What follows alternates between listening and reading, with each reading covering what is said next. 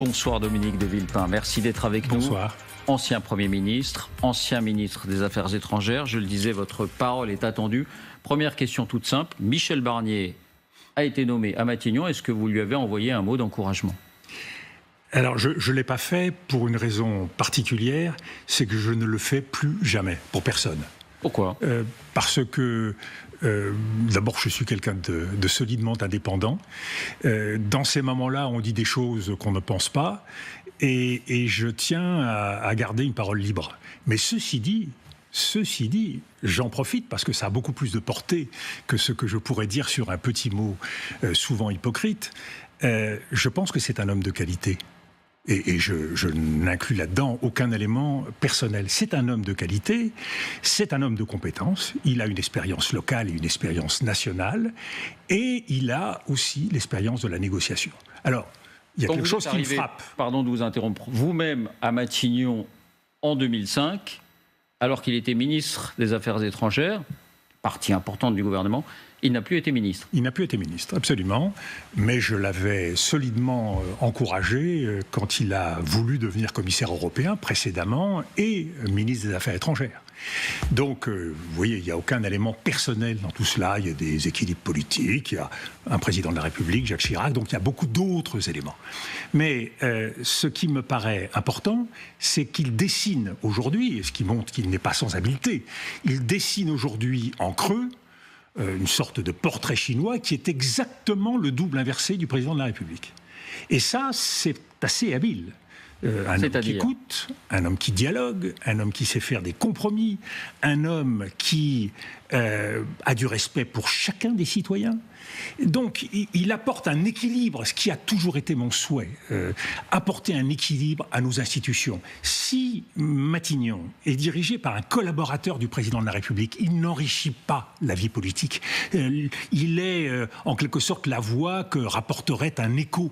Il faut exister par soi-même. Et je pense que Michel Barnier va avoir à cœur d'exister par lui-même.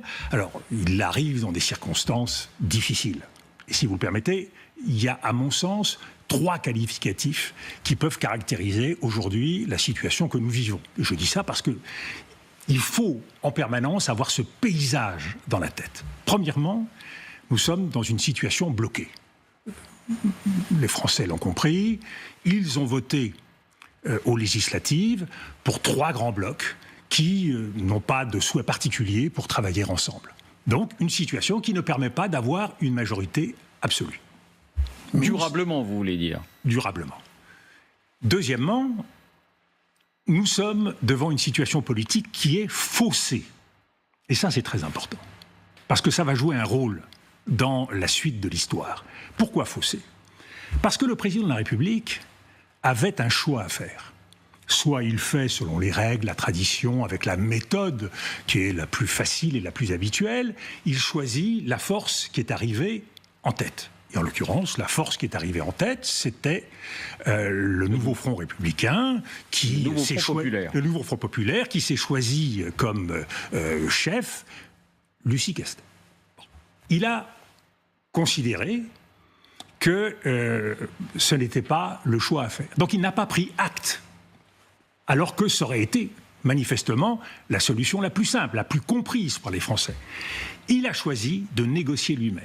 Il a choisi de s'engager de façon à lui-même déterminer, plus ou moins directement en liaison avec les groupes parlementaires, ce qui était susceptible d'être le meilleur scénario pour durer. Il a eu tort ? Alors, je pense qu'il a eu tort. D'abord parce qu'il y a une prise de risque inutile. Deuxièmement, je pense qu'on a toujours intérêt dans la vie à faire les choses dans l'ordre. Vous imaginez la frustration des gens de gauche au sortir des élections. Donc, il a choisi lui-même d'aller jusqu'au bout. Le résultat, c'est qu'il a fait des choix par élimination. Il a éliminé M. Cazeneuve, il a éliminé M. Bertrand. On comprend qu'il a éliminé le nouveau Front populaire parce qu'il estimait que le risque était trop fort. Qu'il n'y aurait pas de majorité. Il élimine de la même façon M. Cazeneuve, en mettant en avant l'idée d'un risque d'instabilité, et là encore qu'il n'y ait pas de majorité. La vraie question qu'on peut se poser, c'est est-ce qu'il élimine parce qu'il a peur qu'il ne parvienne pas à former un gouvernement, ou parce qu'il a peur qu'il réussisse c'est-à-dire mettre en place une politique qui aurait détricoté la sienne. Quelle est votre réponse ? Je pense que le président de la République a des lignes rouges et que politiquement, il ne prend pas acte du résultat des législatives et qu'il continue à se battre sur son bilan avec le souhait de la continuité. Vous parlez de la réforme des retraites, par exemple. Oui, et de tout le reste. Et c'est ça qui va être intéressant avec Michel Barnier. Vous voyez, Michel Barnier, il a été déjeuner aujourd'hui avec le président de la République. Rien n'y oblige. Il n'a pas de gouvernement. Rien n'oblige aujourd'hui à aller déjeuner avec le président. Pour parler de quoi ? Et là, je pense qu'il faut une transparence vis-à-vis des Français. Est-ce que c'est vraiment nécessaire à ce stade ? Il a d'autres choses à faire, Michel Barnier, pour le moment. Et donc, il est très important que le réglage entre l'Élysée et Matignon se clarifie. Mais je termine sur la situation qui est aujourd'hui faussée par ces choix faits par le président de la République.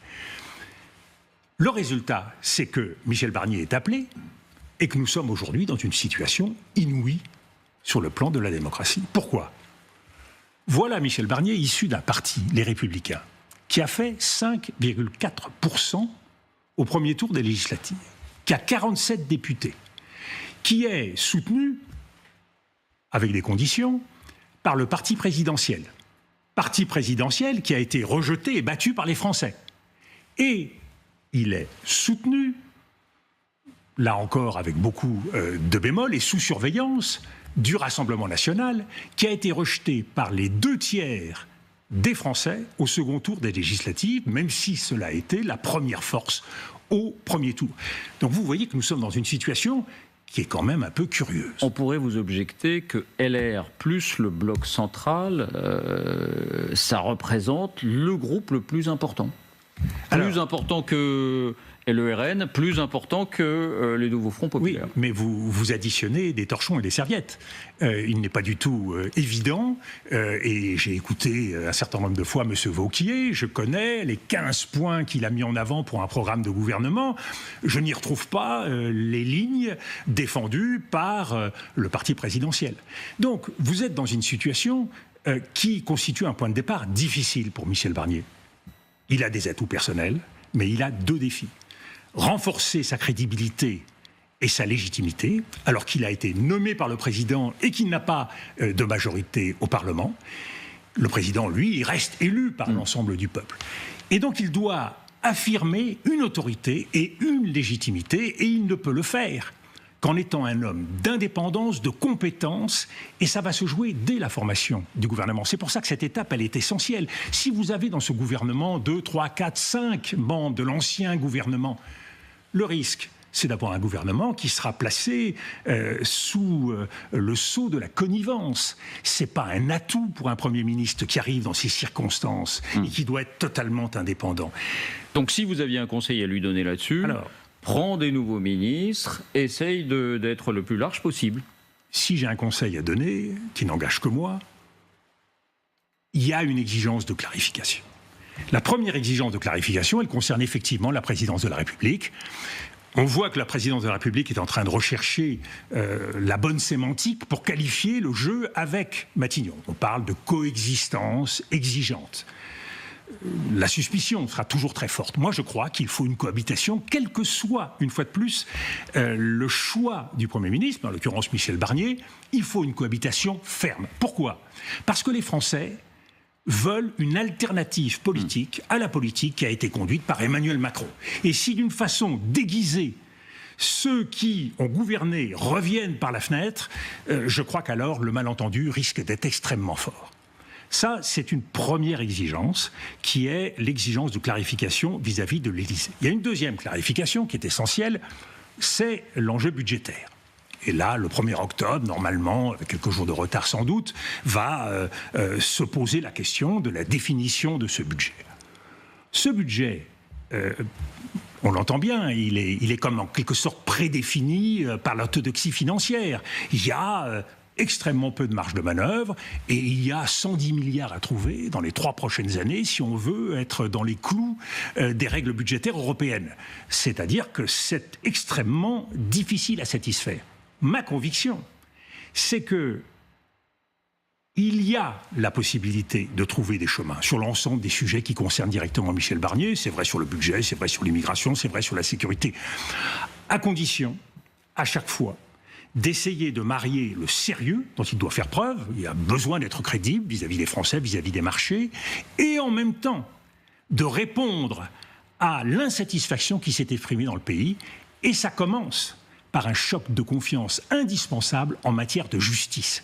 Le point de départ... De justice fiscale, vous voulez dire? Attendez, le point de départ, c'est pas de plier la nuque et de se soumettre aux diktats de grands événements. On l'a vécu, et je l'ai même moi-même vécu en 97, on l'a vécu en 83. À chaque fois, la démocratie est contrée par des règles qui sont très importantes, et une fois de plus, je les respecte. Parce que nous sommes endettés, que nous avons besoin Absolument. de nos prêteurs. Mais la première règle à respecter, c'est celle de la démocratie. C'est celle de la démocratie et le vœu des Français. Les Français veulent plus de justice et ils veulent des réponses à leurs problèmes concrets en termes de pouvoir d'achat, en termes de sécurité, etc. Donc, la première règle pour Michel Barnier, c'est de prendre en compte cette exigence-là. Vous dites justice fiscale, c'est le mot qu'a employé Michel Barnier. Mais moi, je pense aussi justice sociale, et en particulier les services publics. Et vous ne pourrez pas faire mieux dans les services publics dans la mesure où il y a peu d'argent sans des réformes structurelles ambitieuses. Donc, il faut une vision. Et de ce point de vue-là, il aura besoin donc d'une totale indépendance vis-à-vis de l'Élysée pour mener la politique du gouvernement. Donc une fois de plus, si la question c'est, on prend un Premier ministre pour faire un budget, passer un quart d'heure difficile, voire quelques mois en plus jusqu'à la prochaine dissolution, on voit bien alors le chemin contraint, et c'est un chemin qui n'est pas un chemin de rose, c'est un chemin de croix qui est devant Michel Barnier.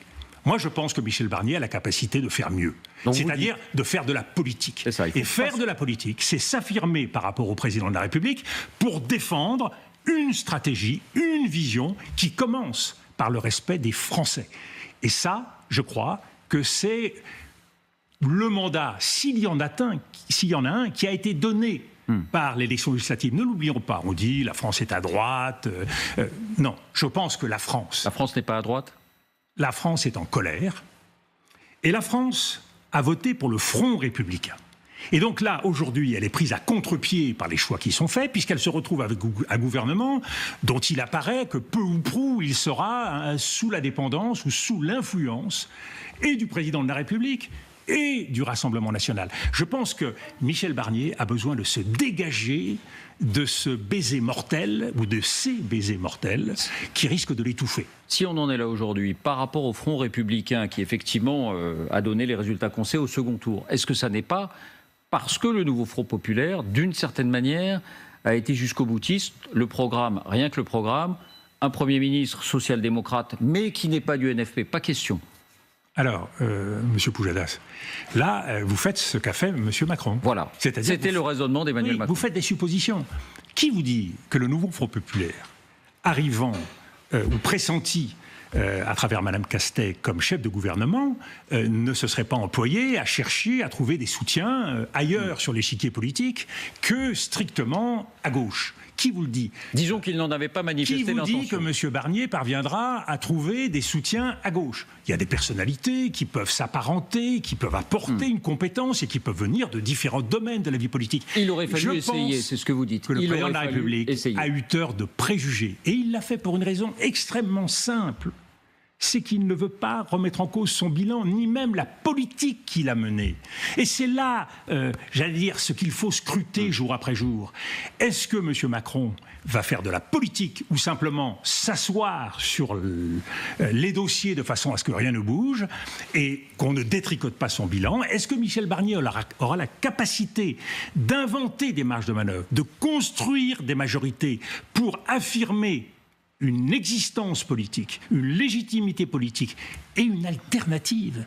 Et très honnêtement, quand on regarde la façon dont s'est construite la politique depuis 7 ans, en ignorant un certain nombre de réalités de la vie des Français, en ignorant un certain nombre de principes, et je pense en particulier au principe de justice, dans une vision qui était une vision extrêmement technocratique de l'économie. Bien sûr, la politique de l'offre, il faut la faire. On a aujourd'hui, M. Mario Draghi qui a remis un rapport sur la compétitivité. Il est instructif.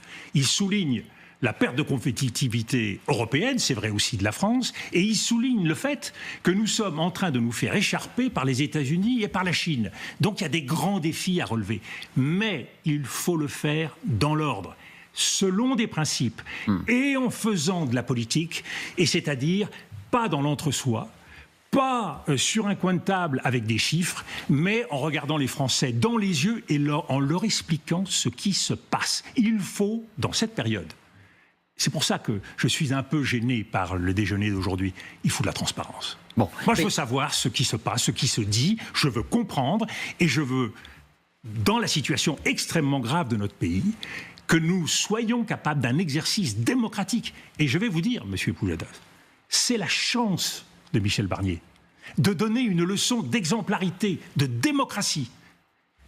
À partir de là, il aura la légitimité pour avancer. Mais Dominique de Villepin, sur le fond, et vous avez raison quand vous dites que le camp et que Emmanuel Macron lui-même craignait que Lucie Castet ou un représentant du NFP nommé à Matignon puisse, en quelques jours, et avant même que le Parlement se prononce, puisqu'il n'est pas en session, remettre en cause la réforme des retraites, passer le SMIC à 1 600 €.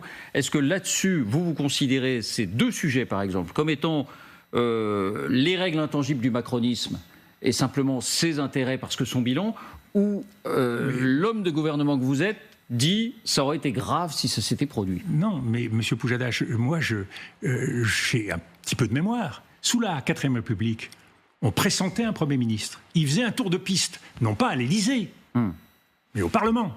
Il prenait des contacts avec les groupes parlementaires. Et puis il revenait voir le président, avec ou pas, le président du Conseil, avec ou pas une majorité.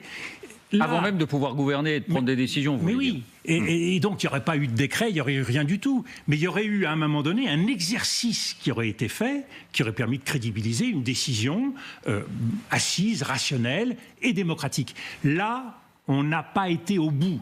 En gros, on donne à Michel Barnier, et là il n'est pas un Premier ministre pressenti, il est nommé, mais on donne à Michel Barnier une chance qui n'a pas été donnée aux autres. Et je comprends bien pourquoi dans l'esprit d'Emmanuel Macron.